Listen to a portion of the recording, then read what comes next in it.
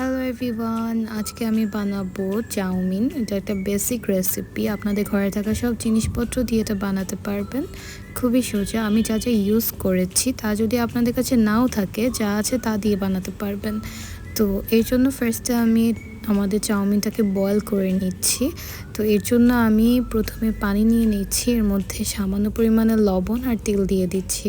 এরপর আমি এসিআই পিওরের যে চাউমিন ওইটা নিয়ে নিচ্ছি। আপনাদের পরিমাণ অনুযায়ী আপনারা চাউমিন কত প্যাকেট ইউজ করবেন সেটা দেখে নেবেন। আমি পিওরটা ইউজ করেছি, আপনাদের কাছে যেটা থাকবে সেটা ইউজ করতে পারেন, এটাও খুবই ভালোই। তো এই তো আমি এটাকে স্টিম করে নিচ্ছি, কোনোভাবে ভেঙে ইউজ করবেন না, এতে কিন্তু দেখতে ভালোও লাগবে না। তো এর মধ্যে দুটো প্যাকেট থাকে মশলার, তো এই মশলাটা আমি পরে ইউজ করব। জাস্ট এগুলোকে স্টিম করে নিচ্ছি। তো এই তো আমাদের স্টিম করা হয়ে গিয়েছে, এটাকে আমি এবার তুলে নিচ্ছি। তো এর মধ্যে আমি আজকে মাংস আর চিংড়ি মাছ ইউজ করব।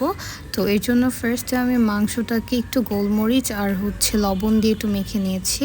তারপরে যে প্যানে রান্না করব সেখানে তেল দিয়ে আমার মাংসটাকে হালকা একটু ভেজে নেব, পুরোপুরি ভাজতে হবে না। তার মধ্যে সেম ওয়েতে আমি একটু লবণ আর গোলমরিচ চিংড়ি মাছও দিয়ে নিচ্ছি। এটাকেও ভালোভাবে মেখে আমি ভেজে নেব। তো এই তো মাংসটা হালকা একটু ভাজার পর আমি এর মধ্যে ফার্স্টে দিয়ে দিচ্ছি রসুন। তারপর এটাকেও সামান্য একটু নেড়ে চেড়ে নিব। কোনোভাবে এগুলোকে একসাথে করবেন না, পরে একসাথে মিক্স করব। তো এই সাইডে আমি দিয়ে দিয়েছি চিংড়ি মাছ, এটাকেও ভালোভাবে একটু ভেজে দেন আমি সবগুলোকে একসাথে মিক্স করব যখন অনেকটা হয়ে যাবে, এতে করে আলাদা করে একটা ফ্লেভার ছাড়ে। তো এই তো আমার অনেকটাই ভাজা হয়ে গিয়েছে। এবার আমি এর মধ্যে দিয়ে দিচ্ছি ডিমটাকেও শুরুর মতো করে আমি লবণ আর সামান্য পরিমাণে গোলমরিচ দিয়ে নেব। তারপরে এটাকেও ভেজে নেব একইভাবে। তো অ্যাগেন এটাকেও আপনারা একসাথে মিক্স করবেন না, এভাবে ভাজা হয়ে গেলে দেন সবগুলোকে একসাথে মিক্স করে নেব। এবার ভেজিটেবলস দিয়ে নিব। আমি আজকে এখানে গাজর এবং সাথে আলু ইউজ করেছি, আপনারা ক্যাপসিকাম ইউজ করতে পারেন।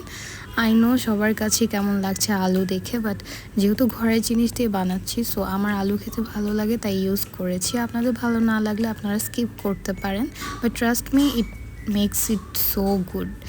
তো এর মধ্যে আমি কাঁচামরিচ, গোলমরিচ, সামান্য পরিমাণে লবণ, চিনি দিয়ে দেন সস এবং সয়া সস দিয়ে দিচ্ছি। সবগুলোই আপনার পরিমাণ মতো দিয়ে নেবেন এবং ভালোভাবে একসাথে মিশিয়ে এগুলোকে ভেজে নেবেন যতক্ষণ পর্যন্ত সবজিটা কুক না হয়ে যায়। যখনই সবজিটা কুক হবে তখনই আপনারা বুঝবেন যে এই সময় আমাদের নুডলসটা অ্যাড করার টাইম হয়েছে। তো এই তো আমি নুডলসটাকে একটু একটু করে অ্যাড করে দিয়েছি। এর মধ্যে আমি এখন দিয়ে দেব সয়া সস, তারপরে দিয়ে দিচ্ছি গোলমরিচের গুঁড়ো, দেন দিয়ে দিচ্ছি টমেটো কেচাপ, অ্যান্ড লাস্টলি আমাদের যে মশলাটুকু রয়েছে, যে দুইটা মশলা প্যাকেটে ছিল ওগুলোকে আমি অ্যাড করে দিচ্ছি।